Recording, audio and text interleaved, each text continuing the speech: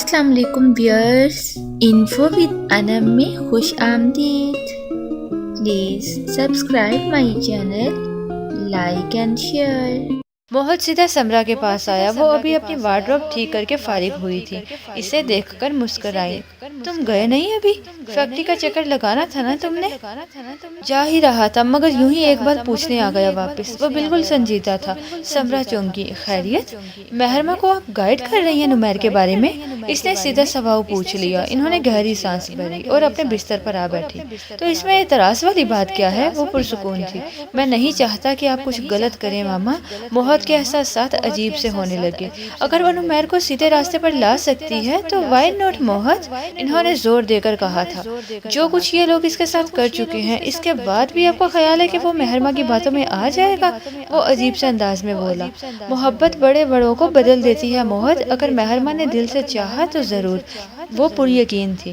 For God sake मामा, इन लोगों को इनके हाल पर छोड़ दें। आपका ख्याल है कि जबरदस्ती के निकाह के बाद ड्राई माई अंदाज में महरमा नुमैर के लिए अच्छा सोचने लगेगी? इसे ना चाहते भी हंसी आ गई। तो ड्रामे भी हकीकत से बनते हैं। इनकी कहानियां कौन सा आसमान से उतरती हैं? वो बुरा मान गई। तुम ये बताओ कि तुम्हें क्या मसला है? महरमा अगर चाहे कि इसके और नुमैर के दरमियान ये रिश्ता बरकरार रहे तो मैं या तुम कौन होते हो एतराज करने वाले? वो मुस्कुरा दी। मोहत को इनकी कुछ फहमी बल्कि गलत फहमी पर हंसी आई। आपके कहने में आकर वो जाल बिछाकर नुमैर अफंदी को पकड़ने के चक्करों में है मेरी मासूम मम्मा। और ये निकाह इसने बदला लेने के लिए किया है, ना कि महरमा को बाइज्जत रुखसत करवाने के लिए। बदला तो वो आगा जान से लेगा ना। महरमा बेचारी बेकसूर तो बस एक मोहरा बनी थी इसका। सबरा ने इसे जिताया तो चंद लम्हे इन्हें देखने के बाद वो जैसे मायूस होकर कमरे से निकल गया। महरमा का दिल चाह रहा था सारी दुनिया को आग लगा दे। इसका ज़हन शदीद सदमे की गिरफ्त में था। इसे यकीन नहीं हो रहा था कि तस्ईन अपनी खुशहाल जिंदगी के लिए इसकी किरदार कशी करने से भी नहीं चौकेगी। क्या हुआ आपी? मलाहा इसकी शक्ल देखते ही ठटक गई। उफ, ये माँ जायों की नजर। कुछ नहीं हुआ, बस थकावट सी है। पका क्या है आज? इसने बात बदल दी। कीमा मटर है और साथ माश की दाल चिकन। वो कहते हुए इसे ही देख रही थी। इसकी आंखों के जरी किनारे सुर्ख हो रहे थे और नाक की नोक भी। बैग रखते ही वो बिस्तर पर गिर सी गई। क्या हुआ है आपी? मुझे आपकी तबीयत ठीक नहीं लग रही। महरमा ने लेट कर आंखों पर बाजू रख लिया। अभी तुम्हारी आंखों से लग रहा है जैसे रोकर आई हो। इन आंखों को कुछ तो सजा मिलनी चाहिए शीशे के ख्वाब देखने की, जो होते ही टूटने के लिए हैं। वो भराई हुई आवाज में बोली तो मलाहा का दिल दक सा रह गया। हर इंसान को ख्वाब देखने का हक है आपी। इसकी आवाज गले में घट सी गई। अपने ख्वाब जहन में गुम गए थे। महरमा ने बाजू हटाया तो इसकी आंखें नम थी। ख्वाब देखने वालों को इनका तावान भरने का हौसला भी रखना चाहिए। मिली, तुमने देखा मैंने कितना अजीम तावान भरा है इन ख्वाबों का, जिनकी ताबीर मेरे हिस्से आई ही नहीं। शीशे के ख्वाब जो टूटे तो करचियां ता उम्र आंखों में खुबी रही। इसके हद दर्जा दिलगिरफ्ता अंदाज पर मलाहा का दिल गुर्रात हो गया। आंसू महरमा की आंखों के कोनों से बहने लगे। वो छत पर खुली आंखें जमाए हुए थी। मलाहा के दिल को जैसे किसी ने मुट्ठी में भींच लिया। सायरा चची ने भी अच्छा नहीं किया हमारे साथ। इनका कोई कसूर नहीं, बस किस्मत ने ही ऐसा किया है। महरमा ने थक कर आंखें मूंदी तो आंसू इसकी कनपट्टियों में जज्ब होने लगे। लाइट ऑफ कर दो मिली, मैं सोना चाहती हूँ। बहुत थक गई हूँ मैं। मलाहा भीगती आंखों के साथ लाइट ऑफ करती बाहर निकल आई। आका जान के स्टडी रूम से निकलते कबीर की नजर आंखें रगड़ती मलाहर पर पड़ी तो लहजा भर को वो अजीब सी कैफियत में गिरा। आज बहुत सारे दिनों के बाद वो सरफिरी दिखाई दे रही थी तो हमेशा की तरह नजर बचाकर इसके पास से गुजर जाने को दिल ना चाहा। मगर आज जब इससे एक निगाह मिलने के बावजूद मलाहा सपाट चेहरे लिए इसके करीब से गुजर गई तो वो मुतहैयर सा गर्दन मोड़े इसे देखता ही रह गया। तो क्या मोहब्बत के परिंदों ने अपने खुशनुमा पर समेट लिए थे? कबीर खान को तो हाथ झाड़ने चाहिए थे। खस कम जहाँ पाक, मगर दिल था कि दूर जाती मोड़ मुड़ती मलाहा अफंदी के कदमों से लिपटा जाना था। वो दिल की इस बेमानी पर शश्त रह गया। वो तने तने तसरात लिए शर्ट के बटन बंद करता आईने के सामने खड़ा हुआ। गीले बाल बेतरतीबी से पेशानी पर बिखरे हुए थे। तज़ीन के होंठों पर हल्की सी मुस्कुराहट फैल गई। इसने आगे बढ़कर हेयर ब्रश उठाया और तलाल के बालों को संवारने लगी। वो लम्हा भर को साकित हुआ। फिर इसने झपट कर तज़ीन के हाथ से ब्रश छीना। जाओ जाकर अपना काम करो, हर वक्त कमरे में घुसी रहती گھستی ہو، کبھی گھر کے معاملات بھی دیکھ لیا کرو۔ اس کا انداز اس قدر حقارت آمیز تھا کہ تزئین سن رہ گئی۔ ابھی تو گزری رات کے جگنو مٹھی میں بند زندہ تھے، ابھی تو وہ قرب کے اسی فصوں کے حصار میں تھی، تو طلال نے وہ حصار اتنی جلدی کیسے توڑ دیا؟ طلال کیا ہوا ہے؟ وہ پریشان ہونے لگی۔ وہ تو سمجھی تھی کہ محرمہ کو طلال کی نظر سے گرا کر وہ اپنا راستہ صاف کر چکی ہے، مگر وہ تو پھر سے اسی سیڑھی پر جا کر کھڑا ہو گیا تھا۔ کچھ نہیں ہوا تزئین، پلیز ابھی میں کچھ دیر کے لیے تمہاری شکل نہیں دیکھنا چاہتا، وہ صفا چٹ انداز میں کہتا ہوا اس کی نگاہوں میں گرا رہا تھا۔ صحیح، وہ سلک کر تمسکرانا مسخنسی۔ تو مسٹر طلال نوید، تمہارا شمار بھی انہی اصیل مردوں میں ہوتا ہے جنہیں بیوی صرف رات کے اندھیرے میں ہی اچھی لگتی ہے۔ اس کے الفاظ نے طلال کے تن بدن میں آگ لگا دی۔ Shut up, get lost from my eyes. اس کی آنکھوں میں غصے کی لالی اترنے لگی تھی۔ تو کیا غلط کہا ہے میں نے؟ تمہارا ابھی کا رویہ بتا رہا ہے کہ حقیقت کیا ہے، وہ ڈرے بغیر بولی تھی۔ جب تمہیں پتا ہے سب کچھ تو پھر کیوں بحث کر رہی ہو؟ جاؤ اور دماغ خراب مت کرو میرا، وہ بے رخی سے بولا تو تزئین لب بھینچتی پیچھے ہٹ گئی۔ اسے احساس ہوا تھا کہ اس کی جلد بازی کام خراب بھی کر سکتی ہے۔ ناشتے کی ٹیبل پر وہ دونوں اکٹھے پہنچے۔ طلال کم از کم رمشا بھابی کو اپنے اندرون خانہ حالات کی بھنک بھی نہیں لگنے دینا چاہتا تھا۔ پاپا نے رات دیر سے گھر آنے پر اس کی باز پرس کی، مگر وہ سر جگائے توست کے ساتھ فرائی انڈا ختم کر رہا تھا۔ کوئی بات نہیں انکل، کبھی کبھار دوستوں میں دیر سویر ہو جایا کرتی ہے، تزئین نے مسکرا کر کہا۔ چائے کا کپ خالی کرتے ہی وہ اٹھ کھڑا ہوا۔ تزئین اچھی بیویوں کی طرح گاڑی تک اس کے ساتھ گئی۔ شام کو جلدی آنا، امی کی طرف چلیں گے۔ تزئین نے نکلتے ہوئے اسے یاد دہانی کروائی۔ طلال کا دماغ جنجنایا۔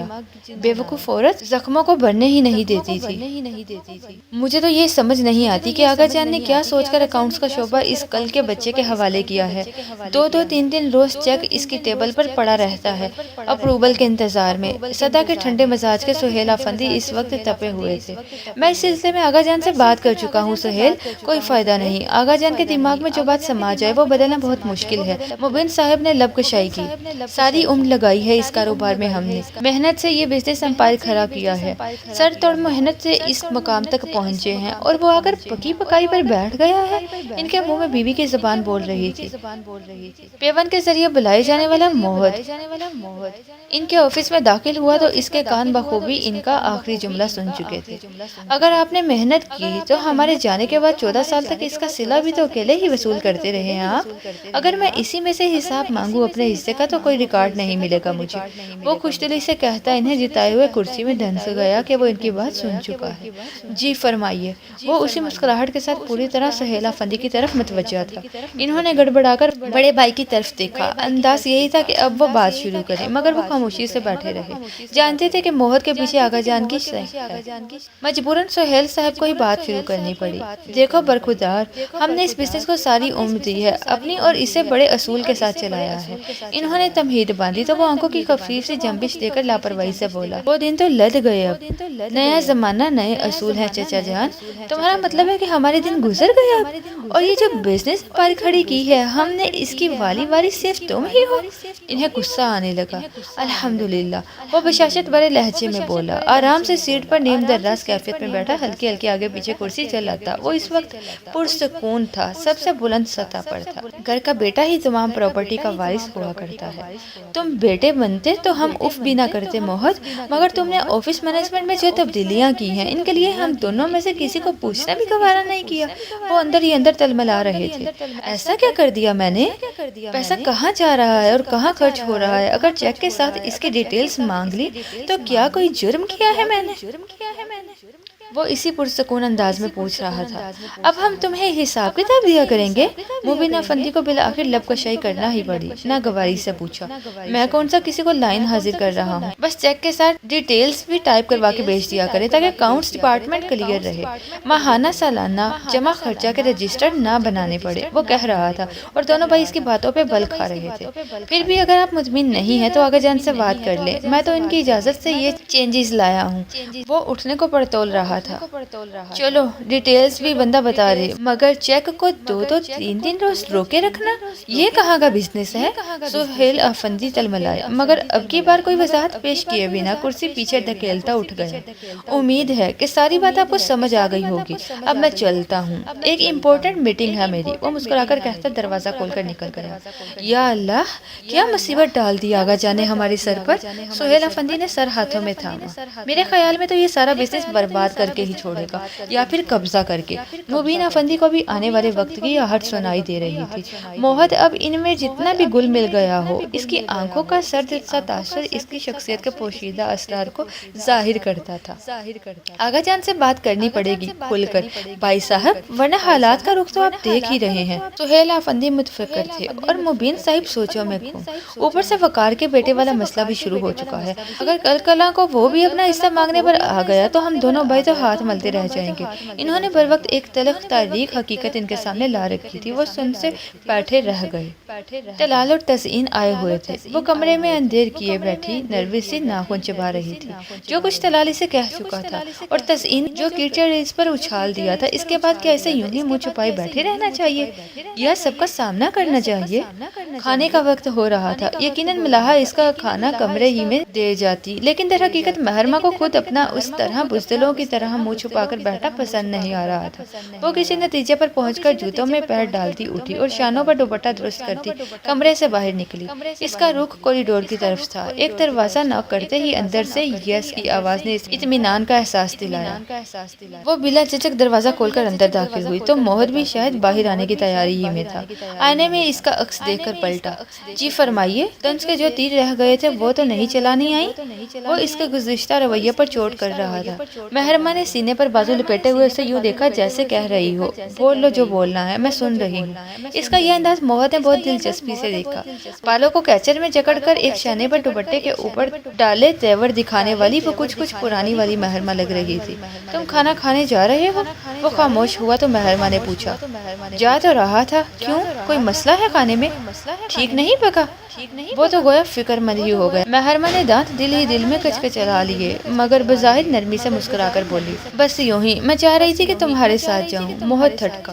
تزئین آئی ہوئی ہے۔ وہ زیرک تھا، فوراً معاملے کی تہہ تک پہنچا۔ محرمہ نے سینے میں کب سے دبی سانس نکالی اور اس بات میں سر ہلایا۔ اب تم نے ڈرنا شروع کر دیا اس سے؟ وہ شرم دلانے والے انداز میں پوچھ رہا تھا۔ میں کسی سے نہیں ڈرتی، بس تزئین کا گھر میری وجہ سے خراب نہ ہو۔ محرمہ نے بات کرنے کے لیے مناسب الفاظ چنے۔ تمہاری وجہ سے خراب ہونا ہوتا تو بستا ہی نہ مہر۔ طلال نے اپنی مرضی سے پرپوزل دیا تھا تزئین کے لیے اور اس نے بھی مکمل رضامندی سے ایکسپٹ کیا تھا۔ تم نہیں جانتے وہ کیا کر رہی ہے اس گھر کو بسائے رکھنے کے لیے۔ ٹینشن کے مارے محرمہ کی زبان پھسل ہی گئی۔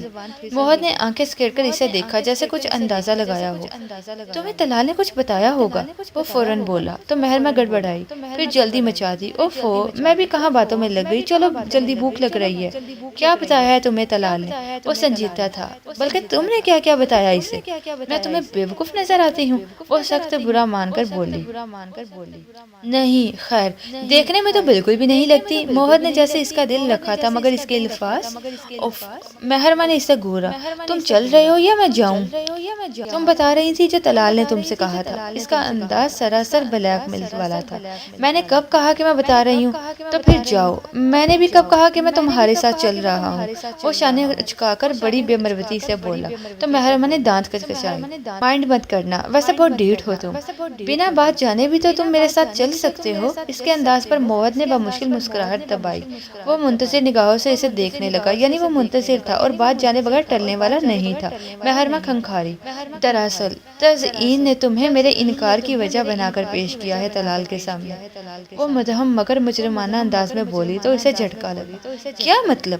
فوری طور پر وہ سمجھا نہیں تھا۔ مطلب یہ کہ طلال سمجھ رہا ہے کہ شادی سے انکار کی وجہ تم ہو، وہ مجرمانہ انداز میں بولی، اور یہ اسے تزئین نے کہا ہوگا۔ وہ دانت پیس کر بولا۔ محرمہ نے اس بات میں سر ہلایا۔ یعنی اب میں تمہارے ساتھ وہاں جاؤں تزئین کے کہے پر مہر ثبت کرنے؟ وہ طنزیہ بولا۔ کیا فرق پڑتا ہے موہد، میں اگر تھوڑی سی اور بری بن کر تزئین کی زندگی کو بہتر بنا دوں؟ محرمہ نے اپنی بات پر زور دیا۔ اب بات تمہارے کریکٹر پر آ رہی ہے مہر۔ So what? تمہارے خیال میں جو کچھ نمیر افندی نے میرے ساتھ کیا وہ معاشرے کی نظروں میں میرا کردار خراب کرنے کو کافی نہیں؟ تلخی سے کہتے ہوئے اس کی آنکھوں میں نمی اتر آئی۔ مکان گر جائے تو ہر کوئی اسے گزرگاہ بنا لیتا ہے موہد۔ اب تو جو کوئی کچھ بھی کہے اتنا دکھ نہیں ہوتا جتنا برا اس شخص نے کیا ہے میرے ساتھ۔ اچھا کیا کرنا ہے وہ بتاؤ مجھے۔ لمحہ بھر گنگ رہنے کے بعد وہ مشکل بات بدل گیا۔ محرمہ نے دوپٹے کے پلو سے آنکھیں صاف کی اور بولی، بس تم اور میں اکٹھے جائیں گے ڈائننگ ٹیبل ٹیبل پر۔ طلال کو تزین کی بات سچ لگنی چاہیے۔ وہ نم آنکھوں سے مسکرائی۔ موہت نے گہری سانس لی۔ لیکن تم کسی غلط فہمی میں مبتلا نہ ہو جانا، زبردستی ہی صحیح مگر نکاح ہو چکا ہے میرا۔ دروازے سے نکلتے ہوئے مسکرا کر کہتی شاید اپنے آپ کو نارمل کر رہی تھی۔ موہت لب بھینچ کر رہ گیا۔ ان دونوں کو اکٹھے اندر آتے دیکھ کر تزین اور طلال کے تاثرات الگ تھے۔ تزین کے دل میں ٹھنڈک سی اتری مگر طلال کی رگوں میں کھولتا لاوا دوڑا تھا۔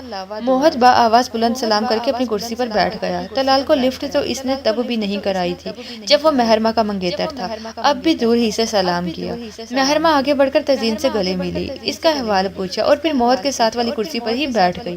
مہرما کے اس قدر کھلے دل کے مظاہرے نے ٹیبل پر ماحول اچھا رکھا مگر طلال، تزین کو اس کا ٹینس چہرہ صاف نظر آ رہا تھا۔ اتنا کچھ مہرما کے خلاف بتایا پھر بھی منہ بنا کر بیٹھا ہوا ہے۔ تزین کھانے کے لوازمات اٹھا کر طلال کے آگے کر رہی تھی مگر طلال کا سارا دھیان موہت کی پلیٹ میں بریانی پر فورک کے ساتھ شامی کباب رکھتی مہرما کی طرف تھا۔ موہت کا مسکراتا ہوا تھینکس اور مہرما کا مدہم سا ویلکم کہنا، طلال کا پورا وجود ہی کان بن چکا تھا۔ اس نے اس پل سامنے بیٹھی اس پیاری اور نفیسی لڑکی سے سخت نفرت محسوس کی تھی جو اس کی زندگی کو اجاڑ کر کسی اور کے باغ میں کھل رہی تھی، مہک رہی تھی۔ اس سے ڈنگ کا کھانا بھی نہ کھایا گیا اور مہرما، وہ اپنا دل مضبوط بنائے بہت لاپرواہی کا تاثر دے رہی تھی۔ اسے یہ تاثر دینا ہی تھا۔ بھائی ہمارے لیے چائے تو مہرو ہی بنائے گی۔ کھانے کے بعد تزین نے اونچی آواز میں کہا۔ تائی جان نے سٹ نگاہ اس پر ڈالی۔ طلال کے ساتھ خوش دکھائی دینے کی کوشش میں نہ ڈال ہوتی یہ لڑکی ان کی بیٹی کا دل دکھانے کی کوشش کر رہی تھی، اسے جتا رہی تھی کہ جو تم نہ پا سکی وہ میں نے حاصل کر لیا ہے۔ اس کا تو دل تھا کہ مہرما اپنے کمرے میں ہی کھانا کھا لیتی مگر پھر خیال آیا کہ کتنا عرصہ وہ یوں ہی چھپ چھپ کر زندگی گزارے گی۔ مہرما مسکراتے ہوئے چائے بنانے اٹھ گئی۔ میں بھی آتا ہوں، تمہاری ہیلپ ہو جائے گی۔ موہت جس طرح اچانک اس کی تقلید میں اٹھا تھا اس نے مہرما کو جذبس کیا۔ شکر خدا مرد حضرات طلال سے باتوں میں مصروف تھے، البتہ طلال کے حواس اسی کی طرف متوجہ تھے۔ وہ پہلو بدل کر رہ گیا۔ دماغ تو خراب نہیں تمہارا؟ کچن میں آتے ہی مہرما نے اسے آڑے ہاتھوں لیا۔ موہت نے حیران ہو کر اسے دیکھا۔ کیا ہوا؟ ایکٹنگ اچھی نہیں لگی میری؟ معصومیت سے پوچھا۔ خود ہی تو کہہ رہی تھی کہ طلال کو یقین دلانا ہے ہمارے چکر کا۔ طلال کو کہا تھا، سارے گھر والوں کو نہیں۔ اس نے سوس پین برنر پر رکھا۔ تمہیں نہیں لگتا کہ تم طلال کو کچھ زیادہ ہی اہمیت دے رہی ہو؟ وہ سنجیدہ ہوا۔ مہرما پر خود ترسی کی کیفیت طاری ہونے لگی۔ اب تو دکھ والی وہ کیفیت ختم ہی ہو گئی ہے موہت، کچھ میرے ساتھ ہونے والا حادثہ اور کچھ طلال کا اٹھایا ہوا قدم۔ وہ خاموشی سے چائے کے ابلتے ہوئے پانی کو دیکھنے لگی۔ موہت چپ چاپ پلٹ کر کچن سے باہر نکل گیا۔ وہ چائے لے کر آئی تو سب خوش کپوں میں مصروف تھے۔ مہرما نے بھی سب کے لیے چائے بنائی۔ موہت نہ جانے کہاں تھا۔ یہ موہت کی چائے ہے۔ مہرما نے اس کا کپ بھر کر الگ رکھ دیا۔ آغا جان چائے پی کر اسٹڈی روم میں جانے کے لیے اٹھے تو سہیل افندی اور مبینہ افندی بھی ان کے ساتھ ہو لیے کہ آج وہ ہر صورت موہت کی شکایت ان کے کانوں تک پہنچانا چاہتے ہیں۔ طلال اور تزین کا رات گئے تک رکنے کا ارادہ تھا۔ تائی جان تو مروت نبھا کر بس کھانے تک ہی ساتھ بیٹھی اور چائے اپنے کمرے میں ہی پی لی۔ اب وہاں صرف ینگ جنریشن ہی موجود تھی۔ مہرما دل مضبوط کرتی تزین کے پاس بیٹھ گئی۔ کیسی گزر رہی ہے؟ مہرما نے ہلکی سی مسکراہٹ کے ساتھ پوچھا۔ انداز دوستانہ تھا۔ جس کے پاس طلال ہو اس کی لائف کیسے گزر سکتی ہے؟ تزین نے جواباً بڑے تفاخر سے سوال کیا تھا۔ مہرما کے چہرے پہ سایہ سا لہرا گیا۔ طلال کے سامنے تو وہ خوش ہونے کی اداکاری کر سکتی تھی مگر تزین تو اس کے ساتھ گزرا سارا احوال جانتی تھی۔ اس کے سامنے اب کیا اداکاری کرتی جو دل کے سارے زخموں سے واقف تھی؟ مہرما خود کو سنبھال کر بامشکل مسکرائی۔ دل کی چور خواہشیں غیر یقینی طور پر پوری ہو جائیں تو ایسی ہی حالت ہوتی ہے انسان کی، اس نے رسان سے کہتے ہوئے ادھار نہیں رکھا تھا۔ تزین نے تلملا کر پہلو بدلا۔ اللہ جسے جس قابل سمجھتا ہے اسے اسی طرح نوازتا ہے۔ وہ بہت سلگ کر بولی۔ ملاح اور فرزین طلال کو کمپنی دے رہی تھی۔ طلال نے مہرما کا سوال بھی سنا اور تزین کا جواب بھی۔ اس نے چہرہ موڑ کر مہرما کی طرف دیکھا اور تزین ہی کیا انداز میں لفظوں کو چبا کر بولا، اور بعض اوقات اللہ آپ کو بچا لیتا ہے مصنوعی جذبوں اور کھوٹے اعترافات کرنے والوں سے۔ ڈرائنگ روم میں ایک دم سے خاموشی پھیلی۔ جب انسان کو بہتر کے بدلے بہترین مل جائے تو واقعی اسے اللہ کا شکر ادا کرنا چاہیے۔ महरमा ने बड़े हौसले से जवाब दिया, चलो भाई, मेरी चाय कहाँ है। मोहत हाथ आपस में रगड़ता अंदर दाखिल हुआ और आकर महरमा के साथ टू सीटर पर बैठ गया। कोई और वक्त होता तो इस कदर बेतकल्फी के मुजाहरे पर महरमा इसकी खूब खबर लेती, मगर इस वक्त तो जैसे महरमा की सांस आसान हुई थी।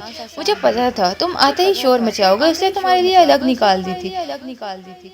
मिली, जाओ जरा चाय गरम करके लाओ अपने भाई के लिए। इसने मुस्कुराकर मोहत को देखा तो मलाहा फौरन उठ गई। वाह, दिल खुश कर देती हो महर, कितना ख्याल रहता है तुम्हें। मोहत तो फिदा ही हो गया था इतनी खबर गिरी पर। तलाल बदमजा होकर रह गया। अब मोहत तजीन से बातें कर रहा था और महरमा बस मुस्कुराते हुए सुन रही थी। वक्त की चाप नहीं होती, मगर वो बिना चौप के भी गुजरता चला जाता है। यानी तुम दोनों मिलकर मुझे इस बात पर आमादा करना चाहते हो कि मैं बूढ़ा हो गया हूँ और गलत फैसले करने लगा हूँ। आगा जान को सोहेल अफंदी की बात सुनते ही गुस्सा आ गया। आगा जान, अब तहम्मुल से बात पर गौर करें, सोहेल गलत नहीं कह रहा। आप सब कुछ मोहत के हवाले करते जा रहे हैं। इसे ये सब संभाले वक्त ही कितना हुआ है, इतनी बड़ी जिम्मेदारियां हैं ये। मोबिन साहब चुनके पहले भी इस मौसू पे आगा जान से बात करके मायूस हो चुके थे, इसलिए सोच समझ कर गुफ्तगू में शामिल हुए। आगा जान ने सर्द नजरों से इन्हें देखा। और अगर मोहर की जगह तुम में से किसी का बेटा होता तब भी तुम्हें यही एतराज होता। लम्हा भर को वो चुप रह गए। फिर मोबिन साहब ने हिम्मत की, इसके काम का तरीका हमसे अलग है आगा जान। चेक तक इसकी अप्रूवल के बाद कैश होता है। सारी उम्र इस कारोबार पर लगाने के बाद आज हाल ये है कि एक एक रुपए का हिसाब देना पड़ता है। किस लिए लेना है, कहाँ खर्च होता है।